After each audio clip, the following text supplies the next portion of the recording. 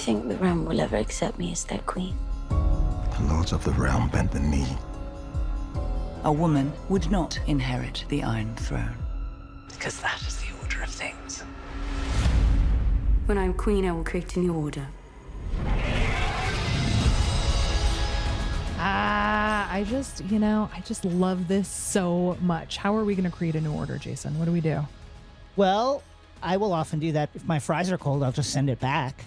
Be like, can you apply some fire to these fries or whatever, however that works. Put it under the heat lamp or something, or get some new ones from the basket, and then... You're going to send fries back, though? You do it in a nice way. I'm not being a jerk about it. You're not being a jerk about it? No, because I just be like, hey, these are a little cold. Okay. Tip's going to be there no matter what. Don't worry about it.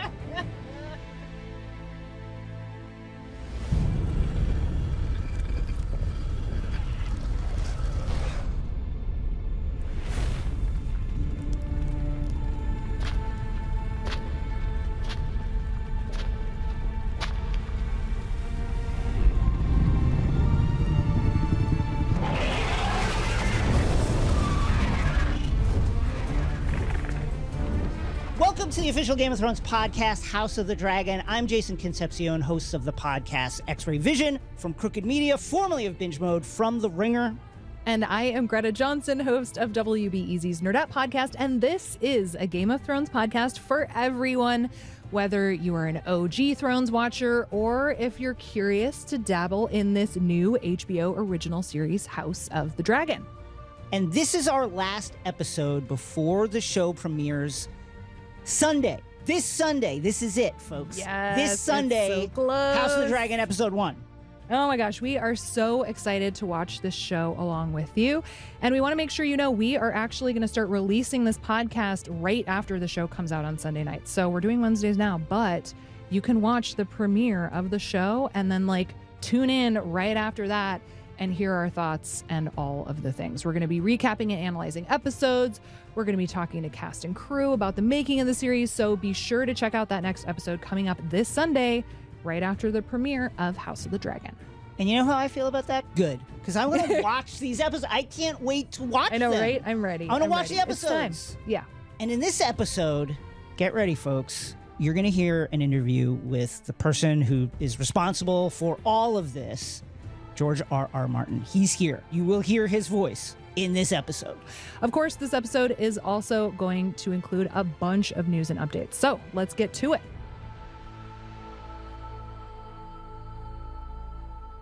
If you're just tuning into this podcast, last week, Greta and I introduced Dracarys, an app that allows you to secure your own baby dragon egg from Old Valeria. Bring that dragon egg home and watch your little baby dragon grow up via augmented reality. You can download this app in the Apple Store or Google Play Store, and you can raise your dragons right along with us. And before we get into the news and updates this week, let's check in on our little bubbas, How are those dragons? How are our dragons? How is your dragon, Greta? Guess who's flying? Okay, well, that's great. Listen, no, go ahead. Don't, I had this great moment earlier where I loaded it and the little app was like, girl, you don't have enough space for your dragon to show up in your apartment. And here in Chicago, it's a small place, but yeah, he's really thriving, I gotta say. Yeah, my dragon also had to go outside. The app told me that the dragon needed to go outside. Yeah. So it was tough because I was traveling a little bit. And I'll just put it this way. Dragons, like any life form, thinking, feeling, being, they grow up at different rates, and that's fine. Okay. And that's all. I believe you. And that's okay. Some dragons are flying. Some dragons are flying already. Some dragons are cooking their food with fire and still doing that, and maybe not taking wing yet, and that's okay. That's all right. And whatever rate my dragon, Canaris, develops at is fine with me because I love them. Not quite flying yet, but that's okay. It's okay. Oh, they can't all be flyers, Jason. And Will, I look forward to commemorating the milestone when you get there. Thank you so much. That is so generous.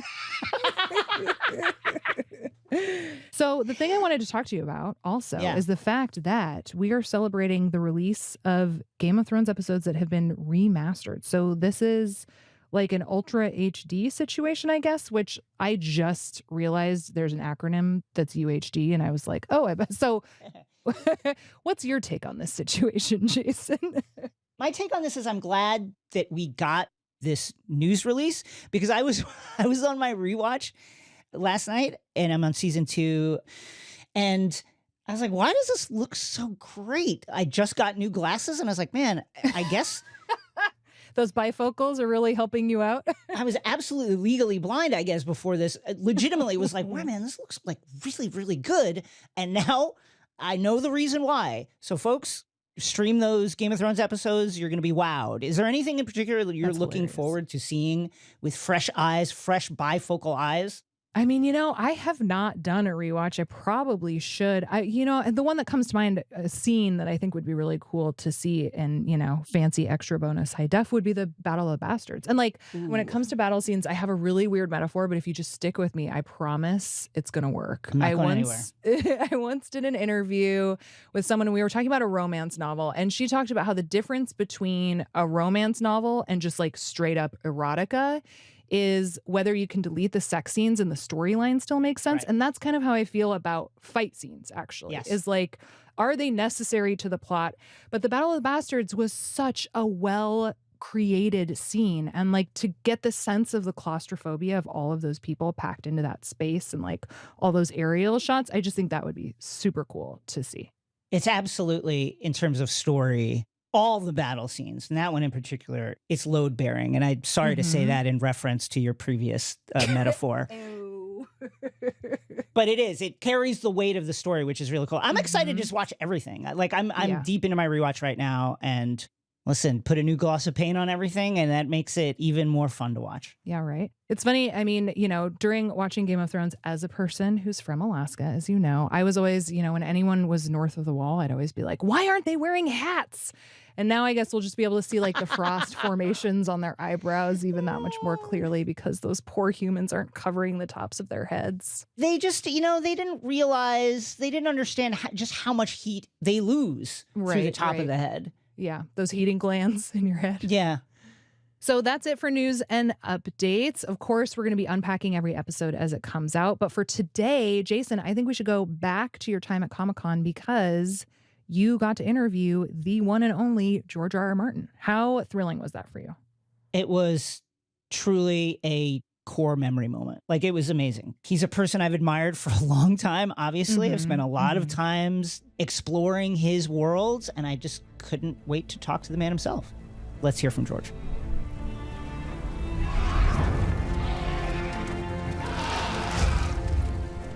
George R.R. Martin, welcome to the podcast. Thanks so much for joining us. Yeah, my pleasure. Glad to be here. George, as fans gear up to experience House of the Dragon, we're seeing lots of people dive into the lore of A Song of Ice and Fire, which is wonderful. Tell us a little about what's happening in Westeros at this time in the 2nd century of Targaryen rule on the continent. Well, of course, a lot of things are happening. Westeros is a continent, and there's stuff going on all over. But what House of the Dragon mostly concerns us with is the issue of succession to the Iron Throne. Of course, the show starts in 101 AC at the Great Council, which the old king Jaehaerys is called to let the Lords of the Realm advise him on who should succeed to the Iron Throne after he dies. Then the war itself breaks out in 129 AC, so we have basically a 28-year run just in the first season here, and you see the various characters introduced and the conflict begin to grow, the seeds of what will eventually be a war, but not right away. The seeds grow and feelings intensify and grievances are collected and all of that stuff. So, yeah, there's a lot going on there. You've talked a lot about the War of the Roses, in particular being an inspiration for Game of Thrones and some of House of the Dragon. What is it about that period of time that you find so interesting? I actually like a lot of history. I read a lot of history, popular history of all sorts. I'm not a professional historian, so I don't read the academic treatises and theses, but I like reading books of popular history, which they contain the stories of our civilization, the stories of countries of old Europe and the Far East and various other places. And I don't know, there's just always been something about me that I liked knights and swordplay and all of that stuff, maybe more than any other period of history. And of course, it's a part of fantasy too. I mean, I read at a very early age, comparatively. I became addicted to Tolkien, and before him, there were other fantasists like Robert E. Howard with Conan the Barbarian, like Fritz Leiber with Fafhrd and Grey Mouser, all variants on a medieval or quasi-medieval time. So that got its hooks into me at some point. Being interested in, broadly speaking, nerd stuff now is widely accepted, but what was it like as a young person delving into these fictions and these histories? Well, it definitely was a different time. You know, nerd was a bad thing to be. It was an insult. And if the other kids at school called you a nerd or called you a geek, that was not good. That was an epithet. That was, in some circles, that was fighting words. Now, a lot of people seem to have embraced those terms freely, and there are also some podcasts that nerd this, nerd that, geeks, the same thing. But it was definitely different. And even teachers, I remember at one point, I guess I was in grade school, maybe junior. We didn't have junior high, but we had grade school and then high school. But it's around the age that I would have been junior high, and I was a good student. I read a lot and all that. But one of my teachers saw me reading a science fiction book and said, you're a really bright kid. Why are you reading that garbage? Why don't you read real books? Why are you reading this trash? But I like the trash. So I like the geek stuff, the nerd stuff, whatever you want to call it. Yeah, over the course of your career, you've been a constant presence at conventions, from the earliest days of conventions. What is it about these kind of gatherings that you love so much? There are many different types of conventions. I actually was the first person to register for the first comic book convention, which was 1964, New York City. It was one day. It was in Greenwich Village in a union hall of some sort.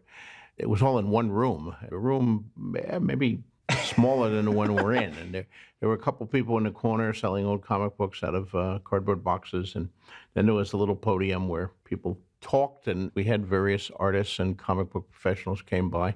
Fabulous Flo Steinberg was one of the big guests. She was Stan Lee's secretary. And Steve Ditko showed up. So that was amazing, because I don't think he ever showed up at another one, but he showed up at that first one. I got to talk to him. That was exciting. That was the first comic book convention, and I think it had like 30, 40 people. And now we're at San Diego, it has 150,000 people.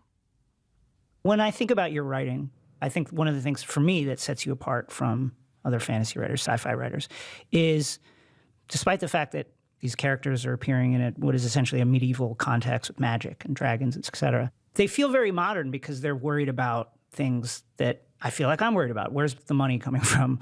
Does my dad love me? Can you talk about your process in building these worlds, and if you have a philosophy towards doing that, fleshing out these characters within this fantasy context? Well, many years ago, William Faulkner won the Nobel Prize for Literature, and he gave an acceptance speech at that, in which he said a sentence that I've often quoted, where he said, "The only thing worth writing about is the human heart in conflict with itself." And those are words I've very much taken to heart. Sometimes in the context of science fiction and fantasy, I mean, there are science fiction writers who think those are opposites. Those are polar, fantasy is the dreaming pole, as I think Brian Aldiss called it. Science fiction is the thinking pole, and they're opposite ends of each other. Well, I don't think that's true. I think they're two flavors of the same thing. They're two flavors of a different part of romantic fiction. And the thing that's important about both of them is still the human heart in conflict with self. The rest is furniture. Science fiction story has spaceships, and it has aliens, and it has the galactic empire, and all of the kinds of stuff you associate with science fiction. Fantasy has dragons and castles and knights and sword fights.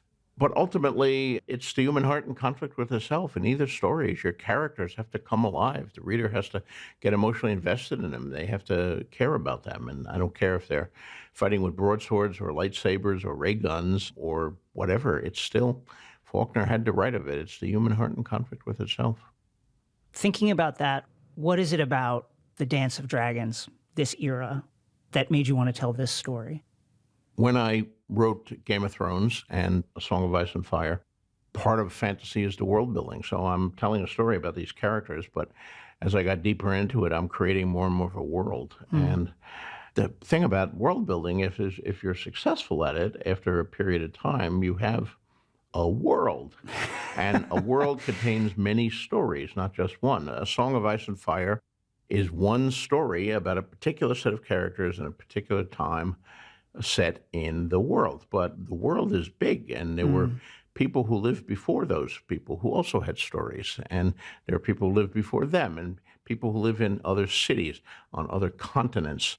And all of them have stories, just like in the real world. A real world has a huge amount of stories in it, and hopefully Westeros does too.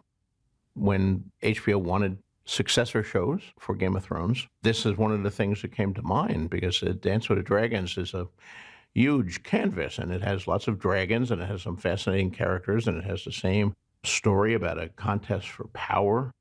Characters who are driven by the same things that real people are driven by. They're driven by pride and ambition, rivalries, revenge for slights, real or imagined, that people have done in the past, fear for their future, love, lust, all of the things that make us human. The good stories has all of those things.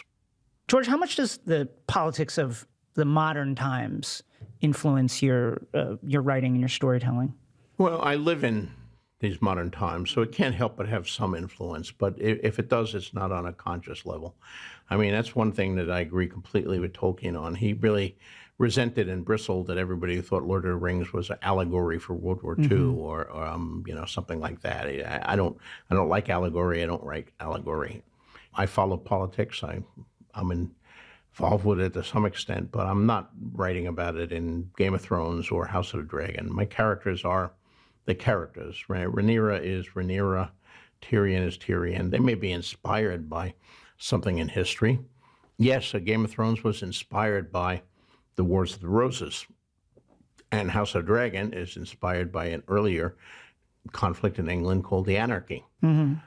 But it's not one for one. I didn't just take Empress Maud from the Anarchy and scrape off her name. I took certain things from her, changed the situation, tweaked it. Maybe one day I'll write about modern politics, although I don't think so.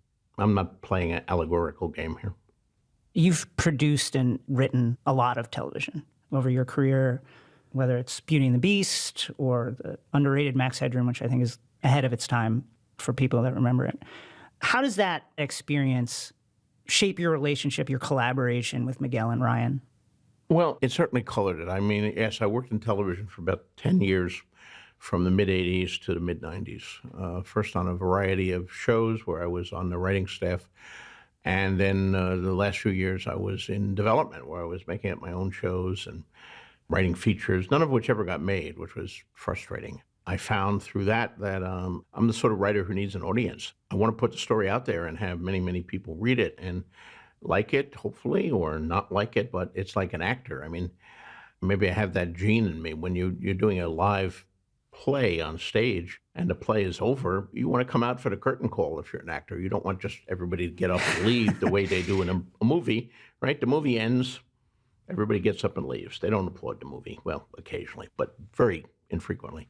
But you wouldn't do that in a theater, and the actors in the theater want it. And I found I was writing pilots or features that I'd work on for a year, and then for one reason or another, they decided not to make it. And when you work on something for a long period of time, you fall in love with at least I do, with the world and the characters and the story, and you want to get it out there. It did give me an advantage, some understanding of the process when I got involved in this, although, I learned that mostly on Twilight Zone and Beauty and the Beast. So by the time I met David Benioff and Dan Weiss, and we did Game of Thrones, I was actually, in the beginning of that, far more experienced as a television writer than either of them. Not so much with Ryan and Miguel, though they're both done huge amounts of television. So, but I think it has some understanding to the process. I know a lot of novelists who work on the prose side of the field. They sell their books, and then they, some of them they don't want to be involved. They just send me the check, do whatever you want. But there are others who have this idea that they're going to see their work translated faithfully to the screen. And then when it's changed, they don't understand why. They get upset and angry about it and all that. Not that I don't, but yes, obviously the way I write it, the story in the books is the way I want the story to be. But I also understand the practicalities of sometimes you don't have the budget to do that. Right. Sometimes there's some other logistical problem. Sometimes you're running behind and you have to cut scenes to, make your day, make your month, etc. So I do understand some of that process, which gives me a little advantage, I suppose. When you fall in love with these characters that you've so lovingly built up, often spoken of yourself as a gardener style writer, what does it feel like when you have to sit at the word processor and you know, this is it, I'm going to kill him today? It can be hard. I've said in many other interviews that the Red Wedding was the hardest thing I ever wrote. I mean, I finished that whole book, I skipped that chapter. And then I came back and wrote it right at the end because I knew it would be hard to kill those characters. I'd been with them for so long. As we enter this new story for many people, is there a particular character that you're excited for fans to meet for the first time? I like all my kids. Yeah. Even the bad ones, the bad boys, the bad girls. Yeah, I get invested. The viewpoint characters, anyway. The secondary and tertiary characters who you're never inside your head, a little less for those. But when you're writing from someone's viewpoint, then you really have to crawl inside their head. You're not only recording what they see and what they say, but also what they think.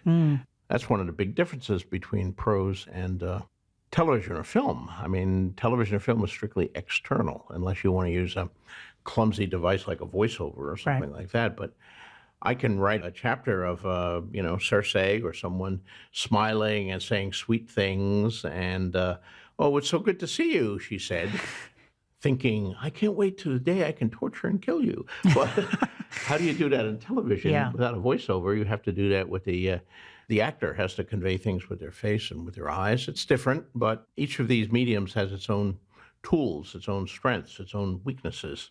And you have to really be familiar with both.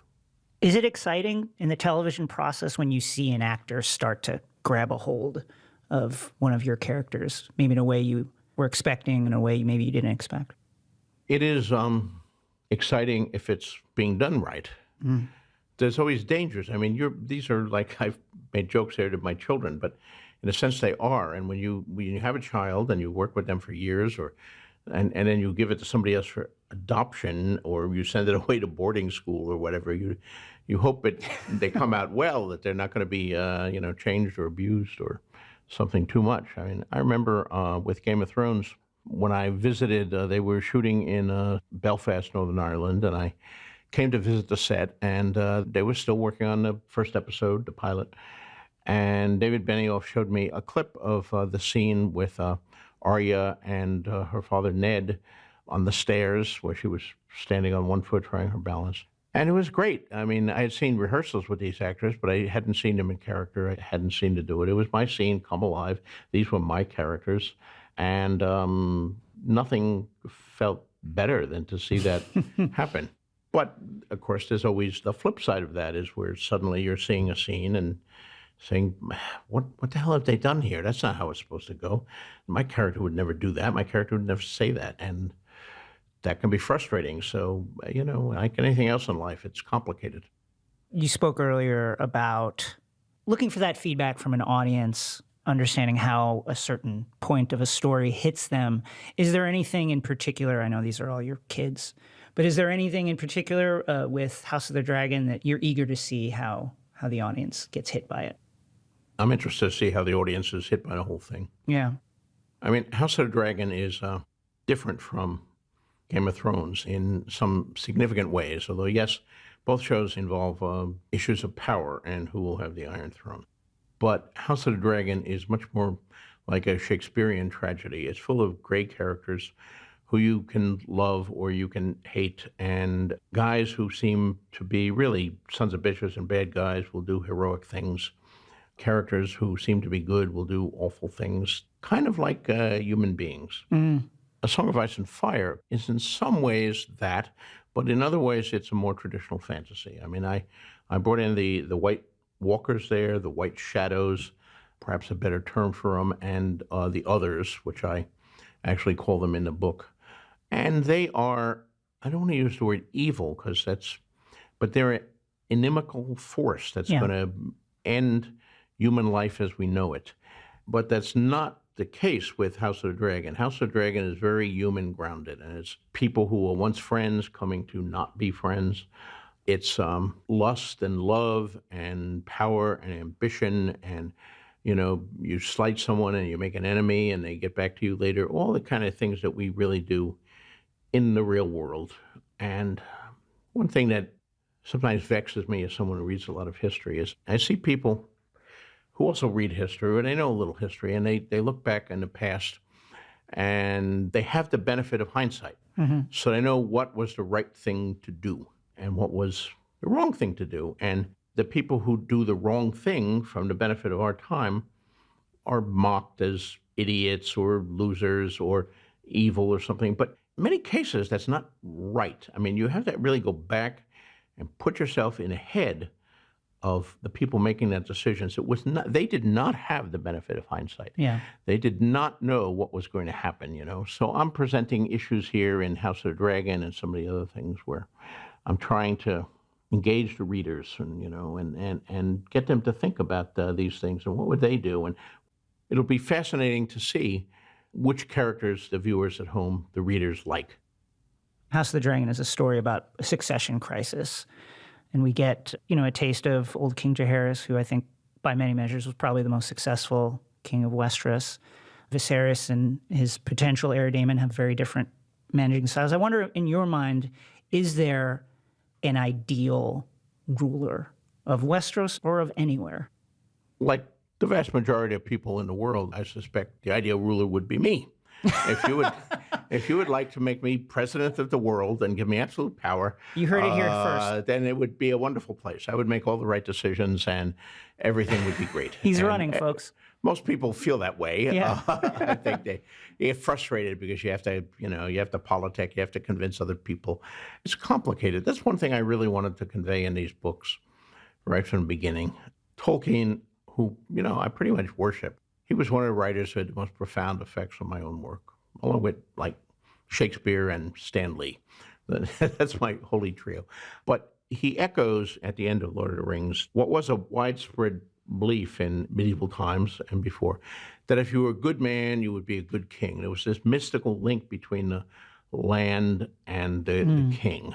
The king was the land was the king. And if you had a good king, the land would blossom and be fertile and there would be peace and plenty. And if you had a bad king, the land would wither and there would be droughts and rainstorms. So the king's got a lot of, oh my God, we had a horrible storm. It destroyed all the crops. Now we're starving. It must be the king's fault. Let's go kill him.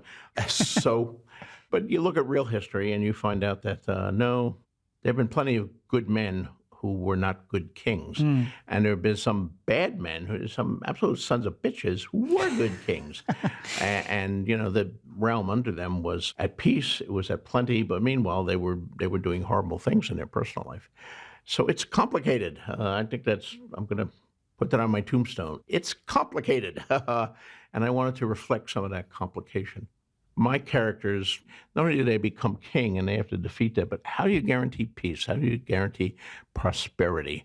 At what point should you go to war? Should you ever go to war? What is worth going to war for?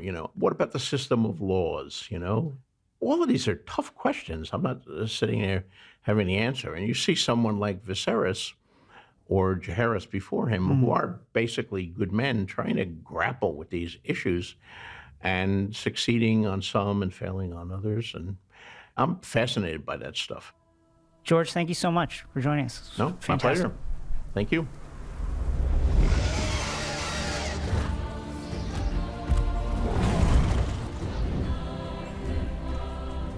Isn't George wonderful? What a wonderful and brilliant guy. Like, truly, I really loved how he takes his love of history as an amateur historian and uses that as a basis for him to kind of build his stories on top of, which is a reason I think why, despite the fact that this is a story set in a medieval fantasy world, that the characters feel so modern in a way. Yeah, totally. I had the pleasure of interviewing George on Nerdette back in October of 2019, which feels like approximately 10 million years ago. But what really stood out to me is just how gracious he was and how he seemed like, I feel like a lot of people who create something that becomes this successful get kind of sick of talking about it, and like you hear one interview, you kind of heard them all because they just say the same thing over and over again. But the sense I got from George was that he's like genuinely delighted to talk about this stuff with people. You know what I mean? You definitely get that feeling. And he's a person who's, before A Song of Ice and Fire, before House of the Dragon, has had a really extensive writing career. And so for people to be so engaged and interested in what he's doing, you can tell he just really wants to reward that, which is wonderful. Yeah, it's super sweet. Did he give you a release date on that book, perchance? Were you breaking any publication news today? So I did not ask him during our podcast interview, but I will say this. During the San Diego Comic-Con panel, he voluntarily brought it up. May not know, but there's this book that I'm writing. It's a little late, and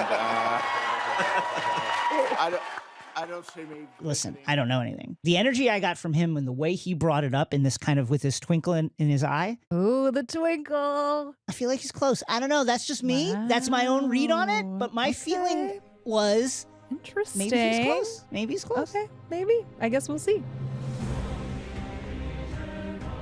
That's it for us today. Thank you so much for joining. And do not forget, we're coming to you this Sunday. Moving forward, we're going to be dropping Sundays after the episodes premiere on HBO Max. You can find us on your podcast player of choice or in the HBO Max app. Yes, just look for episode extras there. We are very excited about our premiere episode. We're going to be talking with co-showrunner and EP of the series, writer Ryan Condal. A lot of great nuggets from him, and that is a human being that is just living the dream. You'll see what I mean when you listen to the interview. That's amazing. Love nuggets, so thanks for that, Jason. Sounds great. We want to hear from you too. Don't forget to leave a rating and review on your podcast player of choice, and you can find us on the Game of Thrones and House of the Dragon social media handles. You can find me on Twitter at NETW3RK. And you can find me at Greta M. Johnson on Twitter and Instagram. The official Game of Thrones podcast, House of the Dragon, is produced by HBO Max in collaboration with iHeartRadio. This podcast is hosted by Jason Concepcion and Greta Johnson. Our executive producer is Molly Sosha. Our supervising producer is Nakia Swinton. Our lead sound engineer is Matt Stillo. This episode was edited by Sierra Spreen. Our producer is Jason Concepcion in association with Crooked Media. Special thanks to Michael Gluckstadt, Allison Cohen, Kenya Reyes, and Becky Rowe at HBO.